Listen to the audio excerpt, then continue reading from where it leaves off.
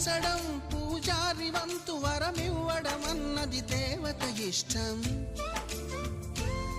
ప్రేమించడం ప్రేమికుడి వంతు కరుణించడం అన్నది ప్రేయసి ఇష్టం. ఎందువల్ల నిన్ను ప్రేమించిందో చిన్ని మనసుకే తెలియదుగా, నిన్ను మరవడం జరగదుగా.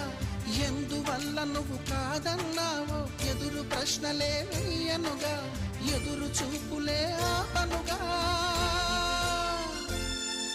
ఏనాటికో ఒకనాటికి నీ ప్రేమ సాధిస్తా.